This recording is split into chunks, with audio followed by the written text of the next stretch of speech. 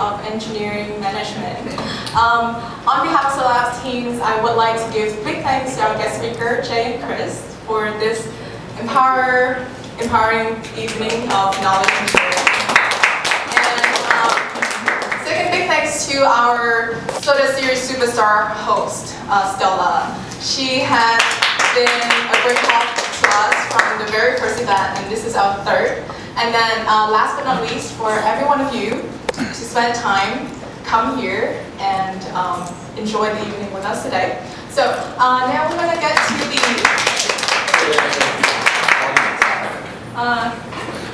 discussion panel, and we will give the priority to answer questions of the guests here at the event first, and then if we have time after, we'll continue to answer questions from the RSVP guests. So let's start. So the first question is for Jay. What do you think is the best balance point between fuzzy destination and clear destination?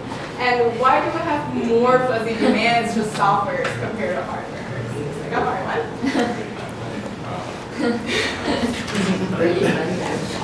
That's really hard. Whoever put Jay.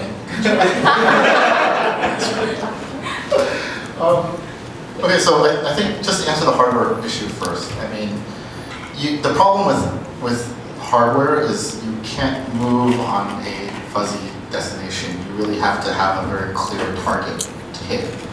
Okay, because when you talk about hardware development process, you're talking about a year, usually, right? So, you spend 3 months trying to come up with the specifications, you spend 3 months prototyping, you spend 3 months trying to build your first, production prototypes, and then you go into production for 3 more months. You have to have, when it comes to hardware, you can't say, I might use this chip, but I might use that one. Because it doesn't work like that. They're like Lego pieces, right? You can't kind of just say, this might fit, we'll just decide later. Software, actually, when I first started, again, WeMo is one of my first opportunities to touch software, like run a software team. And the fuzzy demand part was very confusing to me. Like the whole agile sprint concept was very confusing to me in the beginning. Until someone just sat down and said, just for 1 week, you just know where you're going. Don't commit to anything else. I'm like, oh, okay, now that makes sense, right? But it's because software is a lot more malleable, right? You can really take it in any direction very, very quickly. So you can prototype software very, very quickly, okay?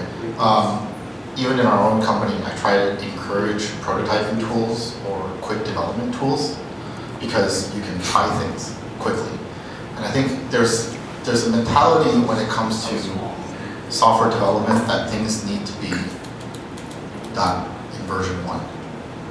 And I mean, when you look back on all the largest pieces of software that people use, no one ever got it right in version 1, right? So the goal isn't to get to version 1 quickly. The goal is to get to version 10 quickly, right? So you do want to be able to try things. You want to be able to test out different interfaces, different ways of doing things. In hardware, you can't do that.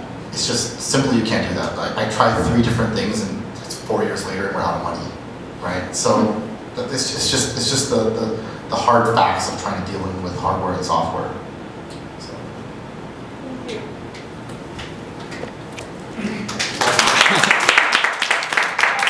A second question is for Chris. When having to change who you are to adapt to new changes, what core values of guidance we should follow? Just FYI, I kind of changed the wording a little bit to make sure that it's like a natural flow for the question itself. In the original questions, when they say that when having to change who I am to adapt to new changes, what core values? So it's a great question, number one. I guess my input on this is you don't change your core values. Whatever your core values are, they are. Right? I think when you're adapting to a new situation, you shouldn't ever give up what you believe in. Right? If you believe in the goodness of people, don't change your mind just because somebody else might be telling you otherwise. Right? I think maintaining your core values throughout both your work and your career and your life in general is fundamentally what we are supposed to be as people. So with regard to adapting to change, I think what I would encourage you to think about is to be open to other ways of doing things, right? Don't change the outcome that you're looking for, but maybe the way that you get there, right? So if you believe in the goodness of people and the way you're trying to get there is not working, or there's a change coming, you don't change the destination really. You might change the way you go about it. Does that make sense? Next question is also for Chris. I'm a programmer prior to becoming a project manager. When I receive clients' requirements, most of the time I freak out because they say that I understand the scope, but I'm not sure if you mean to say I understand or I don't understand the scope. Any tips on how to handle that emotion? Yeah. Oh, do you understand how to No, what I mean is like, because I'm a programmer, so I understand the scope really well. So it's like Oh, now you have fear. yeah, because it's like, oh man, that's a big one. Yeah. That's a big one. Okay, sure. So my first question is, why did you become a programmer? So let me try to respond to this one. I think one of the things that it sounds like you're sort of discussing or coming forward with is, now that you're aware of all these things, right? How do you deal with the fear, right? Is that what you're asking? Because now you're aware that this actually means something. When you were a project manager, you were a little bit in the dark about when somebody said, "Oh, we're going to build version 1 in 8 days or something." You're like, oh, "Okay, it's just a date on the schedule. Just move it around." So I think this really comes down to just you. First of all, it's going to be practice. It's going to take time for you to get comfortable with these feelings. When I was talking about self-awareness, it's a journey, right? It's not a point in time. You don't just wake up one day and go, "Oh, I'm fearful of scoping software projects now." So you're going to evolve and you're going to change and grow. I think what you try to do is find points along the curve where you can sort of understand what's driving the fear. Is it fear of the unknown? Is it fear of this deadline sounds unreasonable? Is it fear of I want to say no, but I'm not sure how? Right? I think you have to sort of study what's creating that feeling now that you know that you're aware of it, and look for ways to. The second part of what I said earlier was self-management and finding ways to mitigate how the fear gets to you.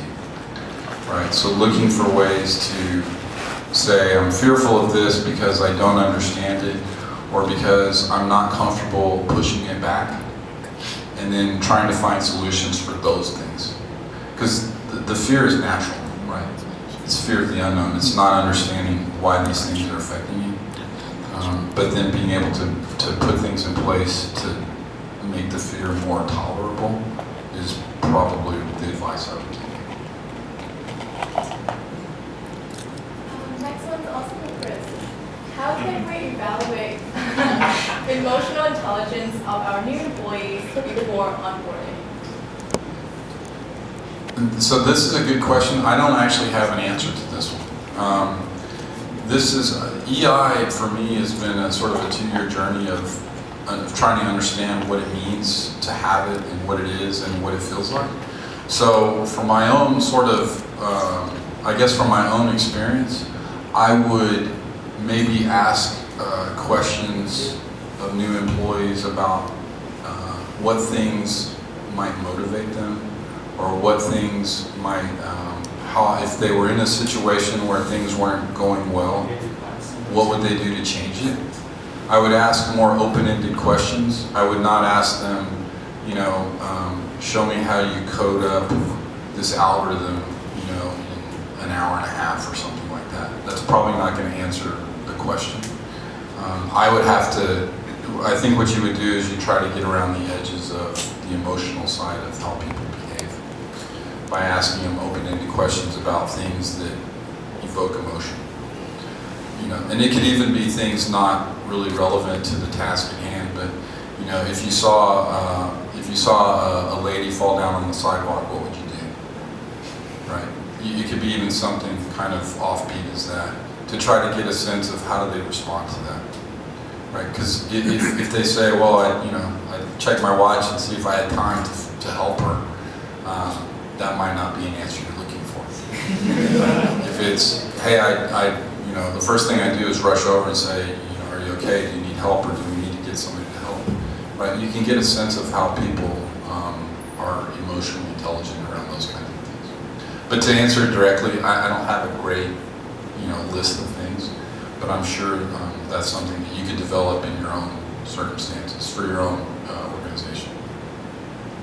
Can I chime in on that? Yeah. Sorry. So my HR person is here, so she knows what I do. What we do at WeMo, at least, and Chris came up with this, the EI thing really puts it into character as far as what we're actually doing.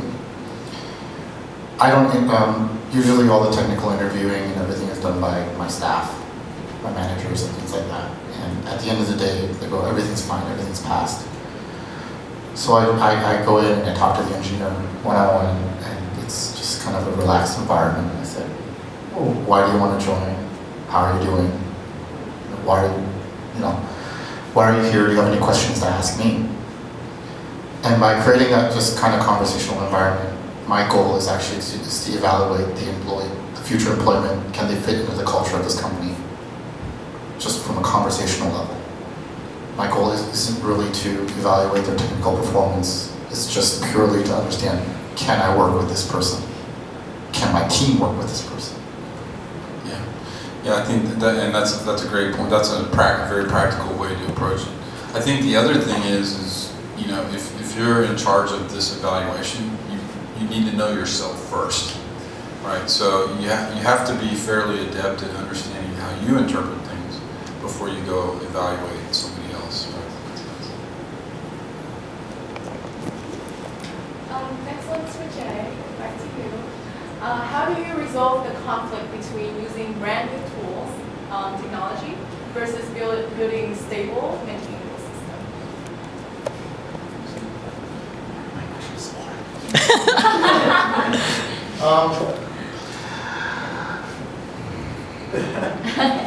Okay, so for people who know me, I always want to use a brand new tool.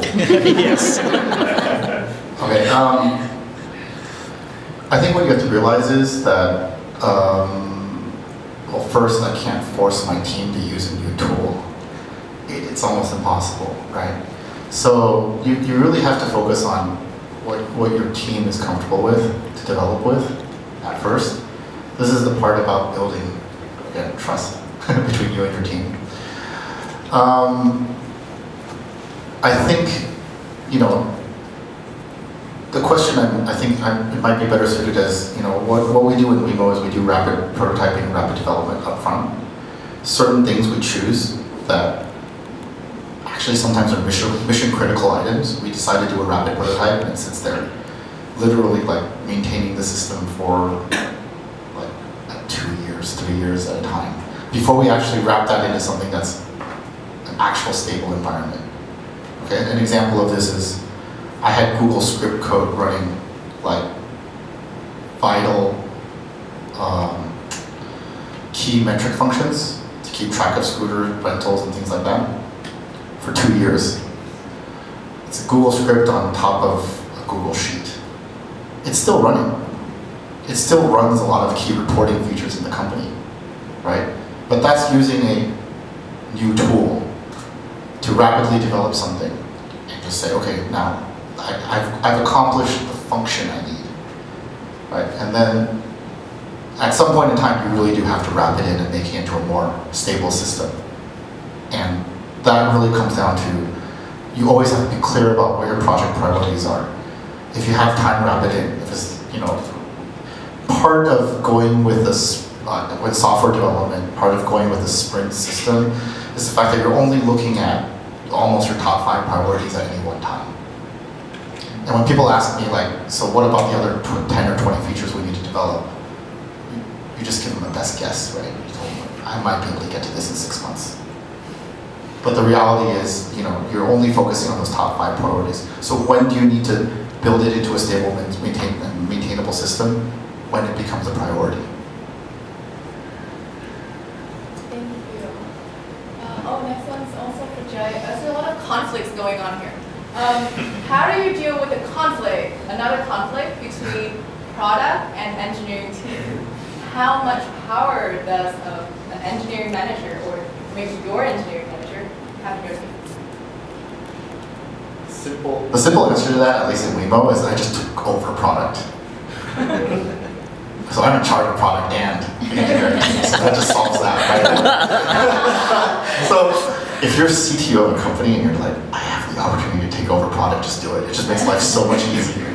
Okay, but okay, to bring it back down,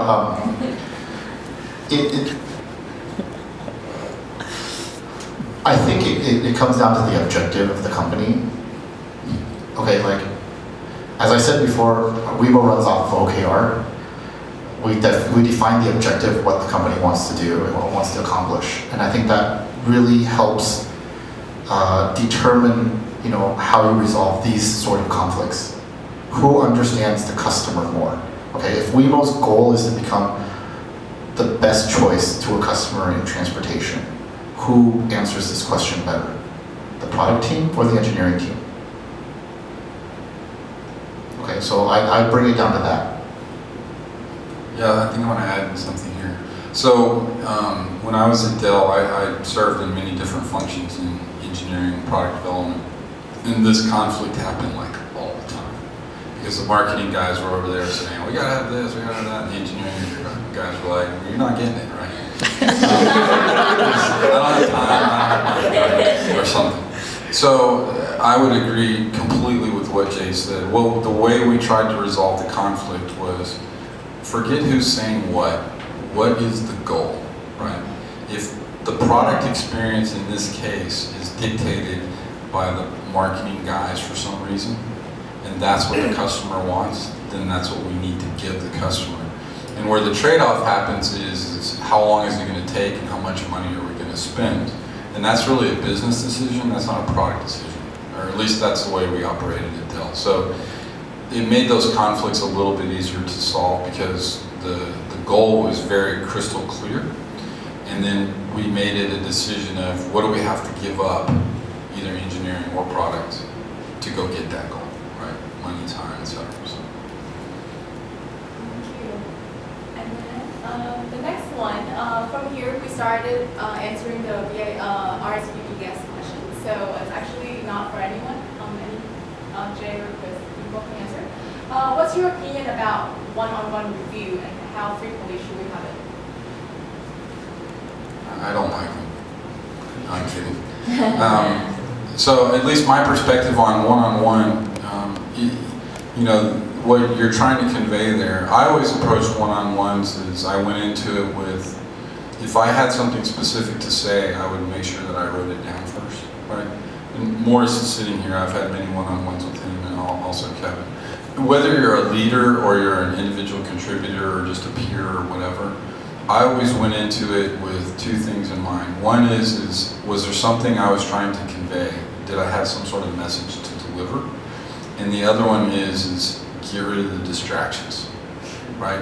Don't go to a one-on-one if it's going to be a one-on-zero, right? Your phone and all that stuff. And over time, I've made it a practice of carrying my notebook with a pencil and a sheet of paper. I have my phone sometimes, but I try to really keep that aside and really pay attention, like be in the moment with these things. In terms of how frequently should we have it, I think it's as frequently as the topics need, right? If you have something urgent, something changed, go talk to your peer or your boss or whoever. If don't have them just to have them, they should have a purpose. And so when the purpose dictates, that's kind of the way I roll with that stuff. I think one-on-ones are very key. I think I'll bring it back to my presentation about the cultural gap between Asian and Western cultures. It's very hard for Taiwanese people to share in a group. I don't really know why, but it's very hard for sometimes for people to not just say it's his fault. Like, you know, it's much easier, like, in Western cultures, it's much easier to focus on the problem, discuss the problem in an open environment, and everyone brainstorms and talks about it. So, one of the ways you use to bridge that gap is one-on-one, because in a one-on-one environment, people will pull me aside and go, I don't think that person's doing his job. But the truth comes out. Yeah, and then I'll go, we literally just had a meeting with him, why didn't you raise this as an issue, right? And then they're just like, oh, I just thought of it. I'm like, really, you weren't sitting through that whole 2-hour meeting going, he's not doing his job? No, like, if you have questions about what he's doing, ask him. Like, just be like, hey, you know, I'm just curious, because this might affect my department or what I'm doing. Just ask. Right? But people are so quick to worry about offending others, right, and avoiding conflict in Taiwan, that I think that's the main fear driver. Right? And then, I mean, you have to get your team to embrace the honesty over the fear of conflict. And then one-on-one is a very good way to kind of build that trust and try to get people to open up and discuss it in meetings. So. I have a last-minute question here from one of the guests at the event. How do you, probably for Jay, and for Chris as well, because it's about engineering management, how do you apply concepts, I think maybe like ideas or like plans, when engineers, your engineering team are not in the same time zones or not in the same location? This is more about working remotely. It's a new age sort of issue, right? Maybe 10, 20 years ago, this might not be an issue, but not an issue, not something to talk about. But nowadays, working remotely becomes a new trend, and people worries a lot about how to work with your team when your team are not together. Sure. I guess my sort of input on this is, if I look at communication in general, and I actually talked about this at Soda Labs a couple times, but most information when we're having communication with each other, right, only less than 10% actually comes from the words that we use, right? Comprehension doesn't come from words, it comes from these things here and these here, and eye contact, and also body language.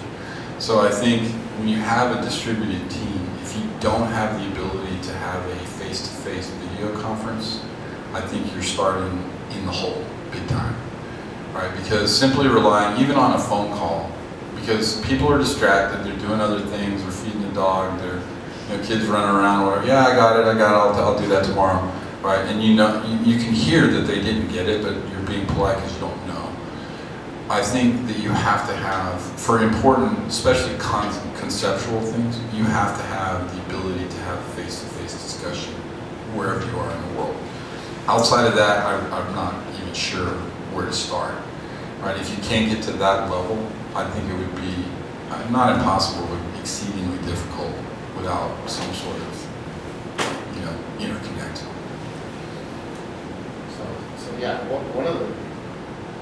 one of the reasons that we kind of delayed this talk was because I was in the U.S. for an extra week, so I was in the U.S. for a month, and I have to say that. And prior to that, Yes. we delayed our event 3 times. First time because I was in the U.S. Second time because Jay was in the U.S. And then the third time was because of the typhoon. So yeah. So I would say that, you know, trying to discuss issues with the team remotely is so painful. It's like, well, not only the technology, like, you know, just outside of technology issues, it's very, very painful.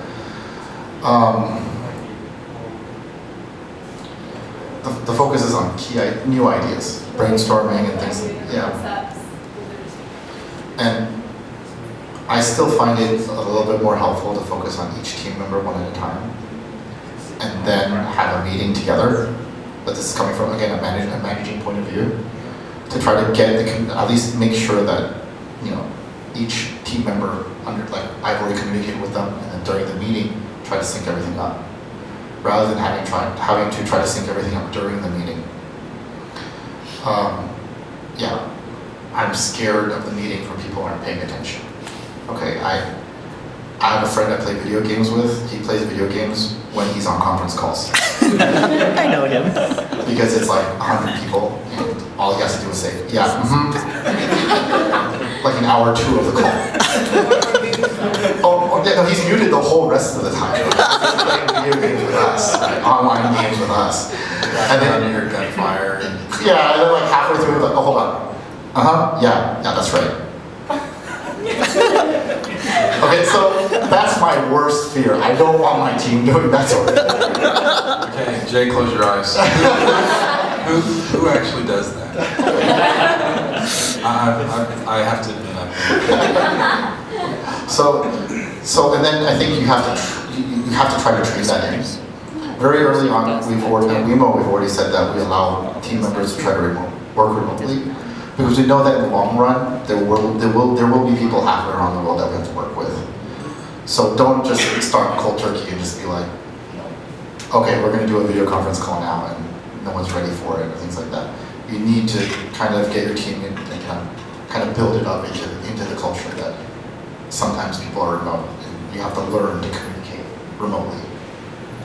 I think, Jay mentioned one other thing that struck me, which is, I think if you're going to have, one of the reasons people feel like I got that, I'll get on that in a 2-hour meeting where all they have to do is basically nod their head, is because we have way too meetings that have no specific purpose, right? Or they invite the world as a safety net to catch. Dell had a tremendous problem with this. We would have meetings with 75 people on the phone, and like 3 people would talk. But these would go on and on. And I think, once the inertia starts where it's like, oh, I gotta include Justin, oh, I gotta include Kevin, because we might need them to, dot an I or cross a T at some point in a 2-hour meeting. I think you really have to have purpose, have a real strong purpose for the meeting, like Jay said, which is decide one-on-one if this is something we want to try to tackle with the group, and then only include the bare minimum of people that you think need to be there. And then if it's something, you can make it bigger. But yeah, I think we go overboard with the meeting kind of tornadoes around here. So. Thank you. That's great. Next one is how to make your team committed to new changes, although they might not understand changes.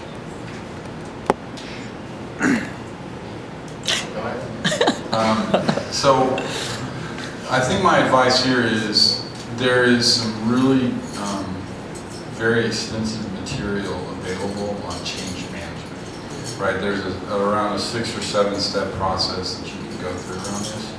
I'm not a big, YouTube learning kind of guy, but there is some material out there that I think if you're trying to do this, you should at least make yourself aware of it, because there's a lot of really good learning that's already available on managing change. And it addresses the bottom statement, which is, how do you get people to buy into something that they don't understand, right? And the answer is, you don't until they understand it. And so I think part of the change management process is making sure that you get, they call them advocates or key contributors, key influencers, right? You've got to get some people on board that can reach out and start to bring others along. Because I don't think you're going to get any change through until you got more than half the people kind of getting it, right? Because there's just not enough inertia behind it. So.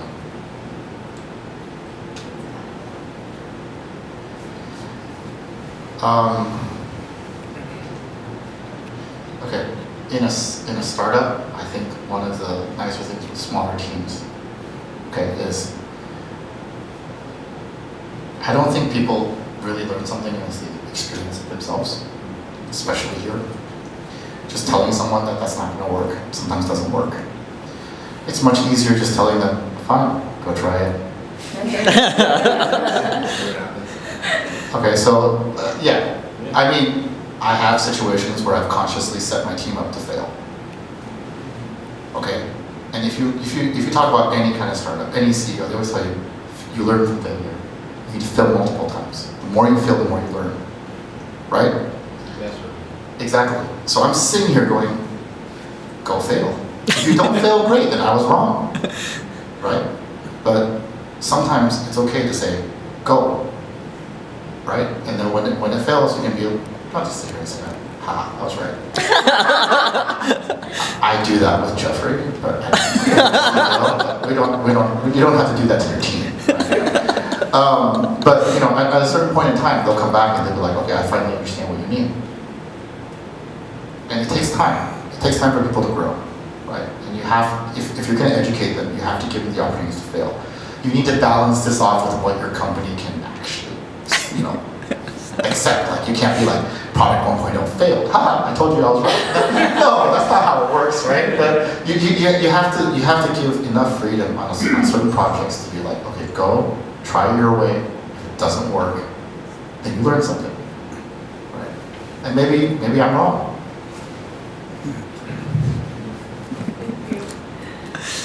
The next one is, what factors do you consider when having to decide between mentoring, coaching, and spending effort to finding talents?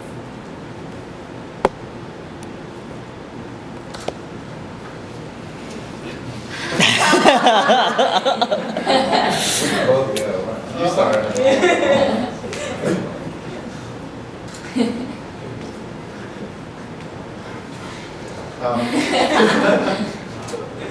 So anyone who's worked under me knows, I prefer cultivating talent internal to the company because you understand the culture.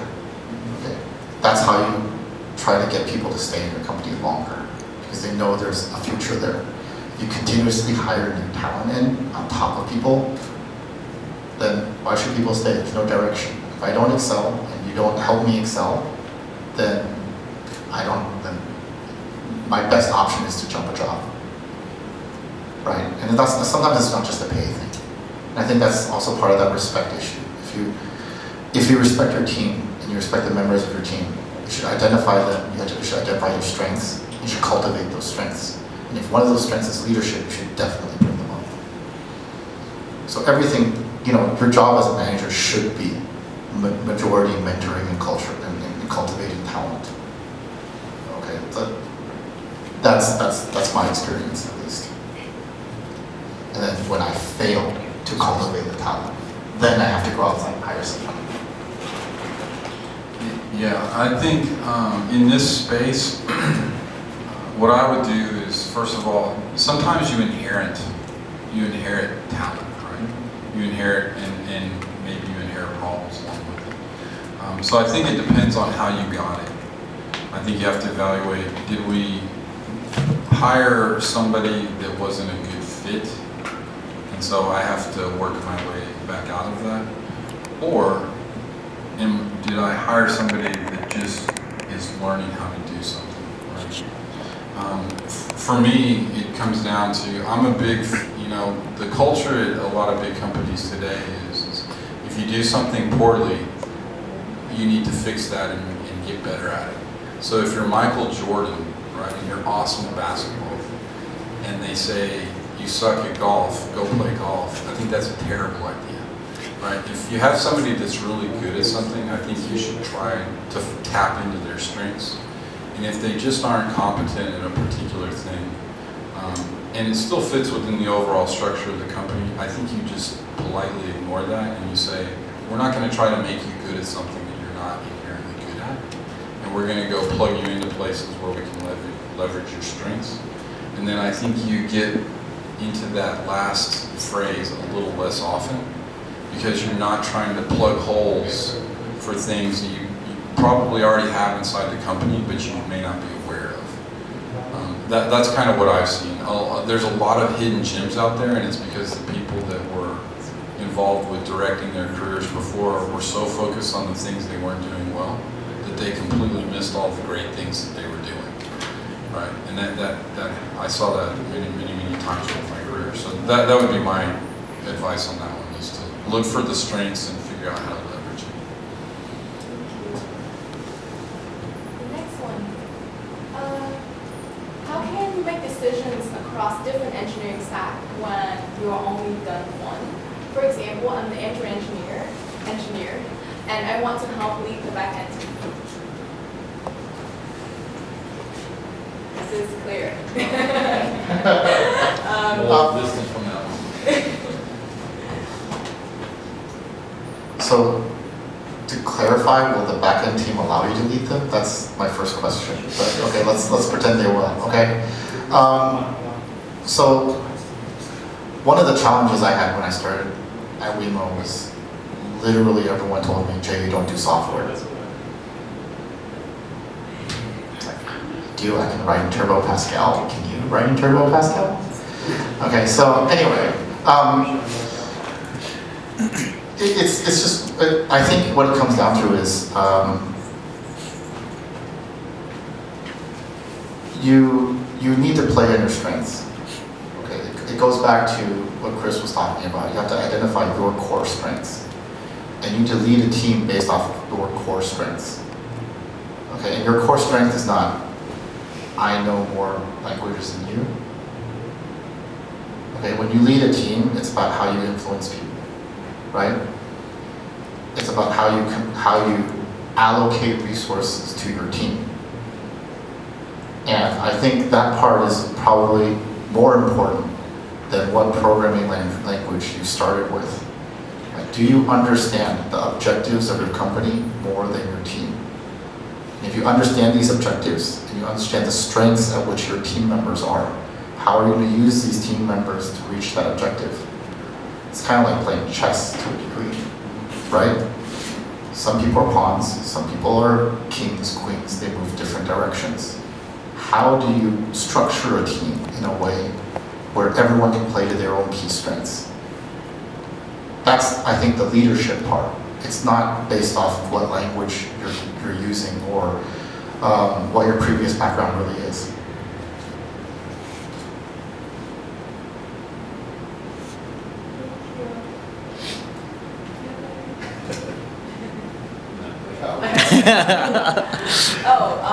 This is another conflict. Probably for Jay, is this conflict?